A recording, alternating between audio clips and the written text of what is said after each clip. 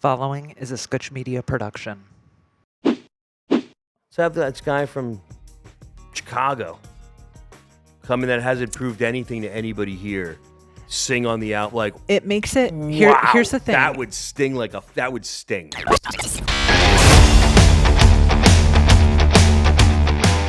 Back to the Pete podcast, episode 11. I'm super excited. 11. This is also the episode where I'm gonna get more kicks to the face. Probably. Let's be honest. I know it's coming from everybody. I guess this is part 2. Yeah. Of What's the Dark Matter with Pearl Jam. We got a lot of responses. Yeah. Most were telling me that I was a buffoon. Yeah. A lot of that. Grifter. I got grifter a few times. Got grifter a couple times. Let's read a few of them. I mean, there were definitely some interesting points brought up. A lot of interest, a lot of good dialogue. Great, incredible Which dialogue. was the whole point. We're just making some good conversation here, just stuff I've always wondered. Like I said, if you want to hear more, reach out, and you did. They did. You did. There's clearly a lot to... There's clearly a lot to unpack here. I'm going to read a couple of the points that we thought were really good. And then, we'll go from there. First of all, we had a Retro Girl 9089. She pointed out that you should probably look for a Xana LaFuente instead of a Zanny LaFonte. So you butchered her name. Yeah, it's my fault. Public apology to Xana LaFuente. Yeah. Sorry. You butchered it. I'm very sorry. Yeah. You deserve better, girl. I did. I'm sorry. I'm very sorry. Public apology. And if I ever meet you in person, you'll hear it from me again. Yeah. And next. Yeah. All right. Yeah. I deserve that one. That was Yeah. So then we had Steven 1462. Hello, and Stevie, the point that Steven brought up was Steven was that what you were saying was that Andy's fingerprints are all over 10. Yes, I said it. And I he said there are other bands' fingerprints on Pearl Jam as well that they haven't been shy about, The Who, etc. Well, that's influence, and there's influence, and there's fingerprints. Yeah, and I think that, that was your response, Eddie's, and that's Eddie's never been shy about that. He's a huge Who fan. A lot of his imagery on his guitar comes from Quadrophenia. Like, yeah, that's great. Like, everybody has to come from something. Everyone has influences. Absolutely. So, but I think fingerprints to me is actually, if they turn over the pottery, there's a big old thumbprint right in the bottom. If you look at the pottery and how the pottery was made, boy, that's in the style of, that's influence. That's kind of how I look at that. And I think Andy's got a big old thumbprint. That's a good analogy. It's a great analogy. Great question. And it's that's, kind of my thought onto how that rolls out, the difference. I think Steven made the argument that he felt, or someone made the argument that was more Stone and Jeff's influence than Andy's, or Stone and Jeff's fingerprints than Andy's, right? Well, who's but to if say? But if that was the case, then where did that go after 10? Why would it have carried on longer? Right. Right? Did they just give up any type of desire? That's a good question. Why is the band, so he starts to taper off, and a lot of people say, well, of course, because Eddie is gaining more control. Fair. Why do you just let him do that when the biggest works of y'all's career was that formula? Why would you just start giving up control to the point where it literally sounds like it's like Eddie Vedder with Pearl Jam backing him up? Yeah, like, it's completely, I mean, they sound... It sounds, and it's like, well, he was getting more control. Understandable. My point being is, why is that? Like, why did it disappear? Were they running out of said tapes and collaborations and influenced stuff? Like I said, I'm not saying Andy wrote the entire album in a vacuum. No. That's not what I'm saying. I'm saying that the man was in the room enough to influence those two albums that they're breaking them apart and pulling them apart, whatever. Copyright, I get it. I get all that shit. Trust me. But you can't deny the fact of how those two albums sound. Like, you're like, well, that could be on that. That could be on either one. That could be on, like, and it just goes away. Why does that go away? someone called @user with a bunch of letters and numbers after it that I'm not going to repeat. This commenter said they should get Dave Abbruzzese back at all costs. You're not arguing that point. No, are you kidding me? That guy is like somehow, and that's funny because in my opinion, that was even more of a cool find than Eddie. Oh God, people are going to hate you for that. I know. I know. And I'm sorry, but like there's 20 guitarists or bass players to every one drummer. Just because it's a big instrument, it's a loud instrument. Like you got to have really, growing up playing, you got to have super understanding parents. You have to be willing to move them everywhere. You got to either be willing to have practice at your house. So there's a lot that comes. You got to love it so much that you're willing to carry that gear around with you. It's a lot of fucking work. Yeah. My degree's in jazz percussion, played with bands on and off till about my early 30s. Some did. We had a couple cups of coffee with somebody one time that was apparently in the industry, and that's about as far as we got. But I know how the dynamics work. I don't know how you replace, like they're hard to find, very hard to find. And you're sitting right there and Greg Gilmore's out of work. Like, I don't understand. Like, I was a okay drummer. Like, I was average. And I was never out of work because they always need drummers. There's drummers and lead vocalists are the hardest things to find. So your question is kind of twofold then. Number one, why did they never ask Greg Gilmore to join Pearl Jam? Yeah. Number two, why did Pearl Jam go through these searches for drummers when Greg Gilmore was sitting right there in Seattle out of work? Okay, this is before they got Abbruzzese. They went through a guy, Chamberlain. I can't remember. Cruisin', Chamberlain. I think there was another guy in there that Cameron filled in for a tiny bit, I think. Maybe. I mean, it doesn't matter. He's in now anyway. There was a bunch of It wasn't like they were firing drummers left and right. Like Cruisin' went to rehab. Right? Chamberlain in 10, he's playing. He's the guy that plays traditional grip. That means like he's a marching band. You could see him. And he's actually an incredible drummer. Like a little bit, and that's funny. Leans a little bit more. He's a little bit more on that. And sloppy, I don't mean sloppy in a bad way. I mean sloppy. It's like a drummer term. It's almost like you play on the back side of the beat, and it gives this really cool, like almost soulful feel. And Gilmore did it. Like I don't play like that. I play very driving beat. Yeah, like you're a driver. Yeah, more like Abbruzzese. Yeah, like he drove. Yeah, the other guys are a little bit more. Yeah, soulful. Yeah. Like, and you feel it, and it's a cool mix. But like, why? I mean, there's articles out there that say Eddie didn't like Abbruzese's playing. That he felt that he was more of a Alice in Chains type drummer. Why did anybody out there know why nobody asked Greg Gilmore? Let me know. That was the question I was going to ask. If anyone knows anything about that, has anyone seen anything out there where Greg Gilmore says he didn't want to? Or that could have been it. He might be like, I don't want to do it. Like that shit sucked. Yeah. I hated watching my friend die. I don't want to do it. It's fair. And that's fair. I'd be like, hey. Fair.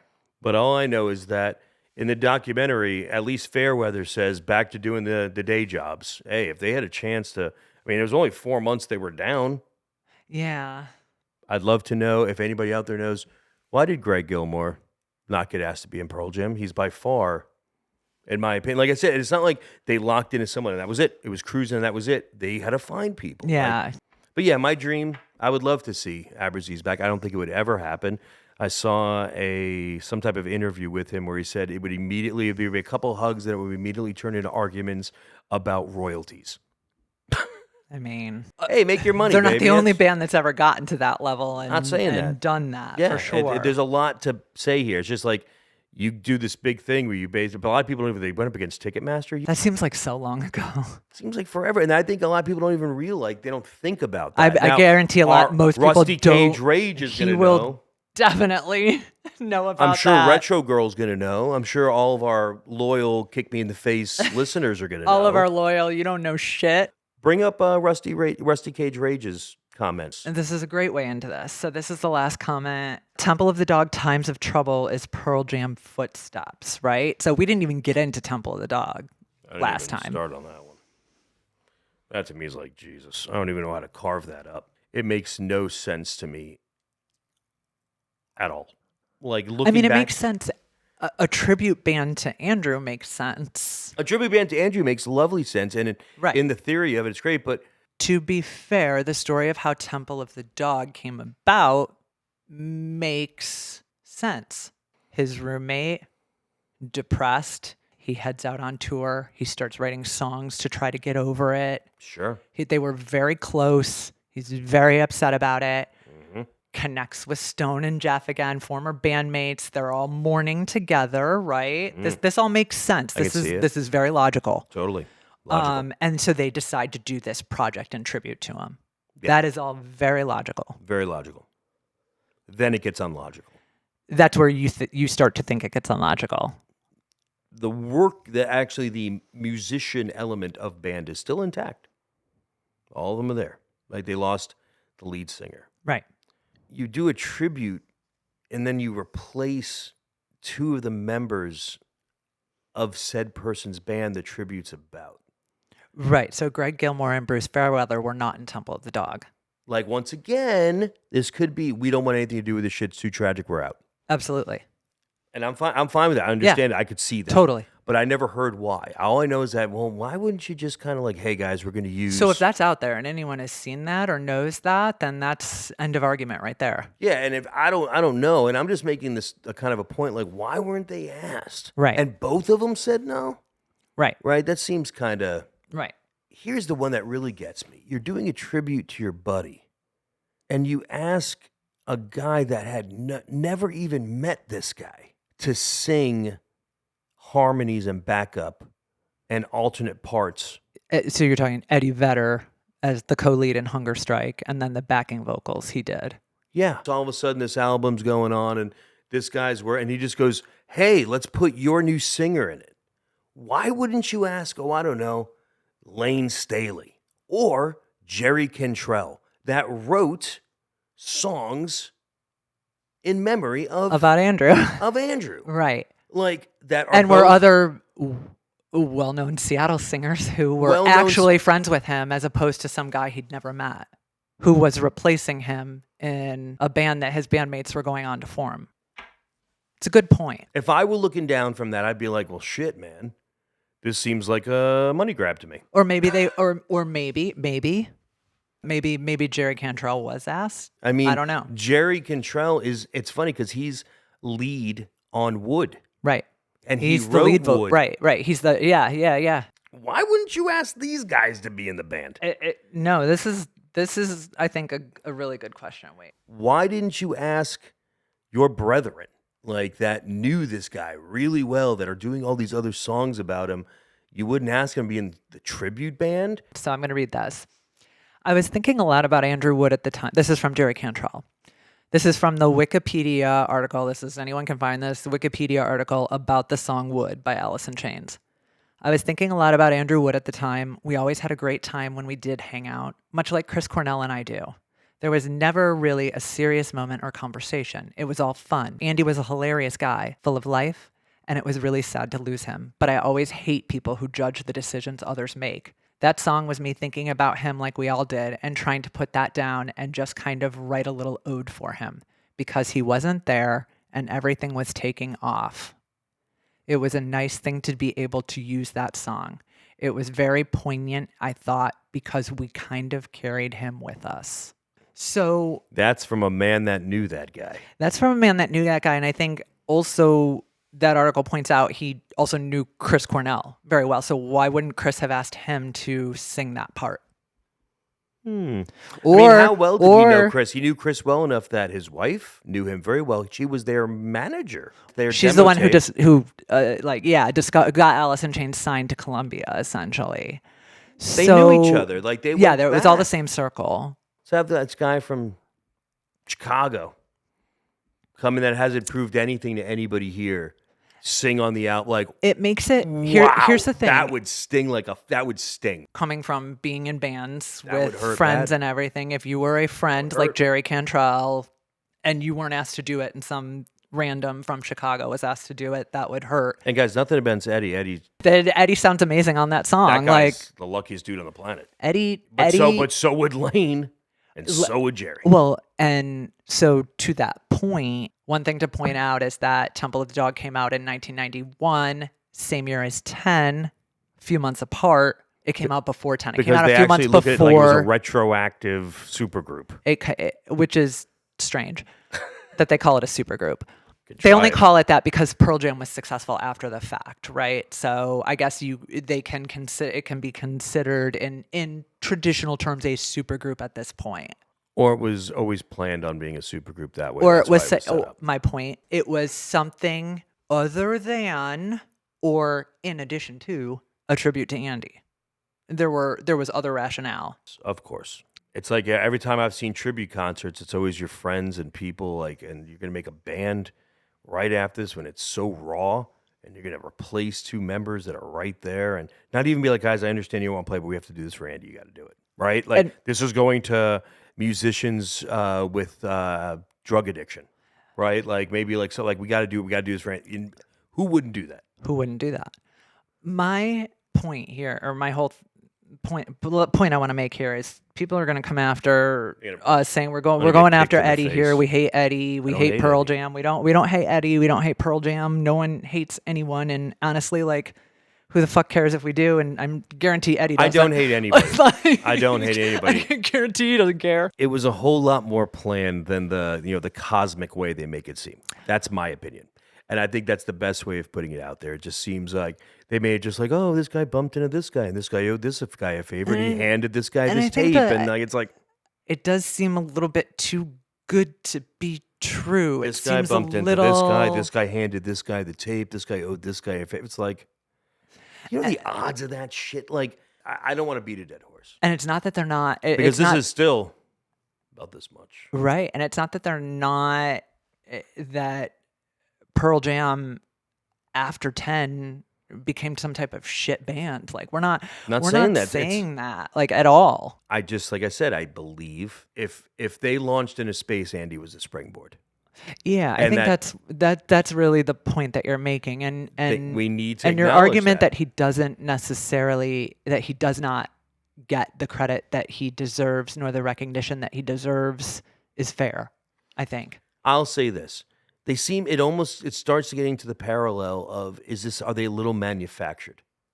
Right. That's Like this guy bumping into this guy and Jack Irons giving this guy a tape of this guy, or was it more like, yeah, this record rep gave this guy's a great singer, here you go, like this is probably who you should go with. I think Like, is it more, you know what I'm saying? Like, was it a little bit more and I think what industry than they're making it seem, rather than just like these guys bumped into each other at a show in Saskatchewan and handed the dude a tape of this guy?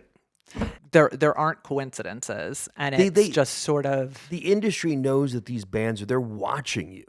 Like they knew about big radio, and they knew Eddie was like, dude, this band's not that great, but this guy can fucking wail. Like, listen to this dude's voice. Listen to his voice, and he can write. They're man. always trying to figure out ways of like, you know, this guy's out, let's move this guy. Like, and it just, there's Svengalis out there, is what you're saying. Svengalis out there, and Yeah.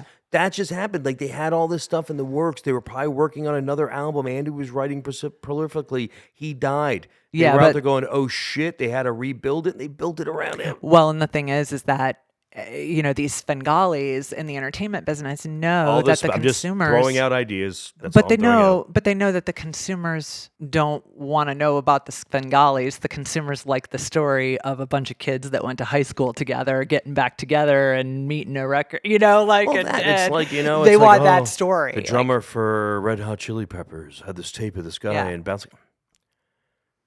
That's a great story. It's a great story. It's a great story to hear that Chris Cornell And wrote all these songs on the road, But also, if you watch the documentary, he says, and I state, it was like we were our own little band together, Chris and Andy. We wrote Xana says it best. It was like if one was a woman, they would be in love.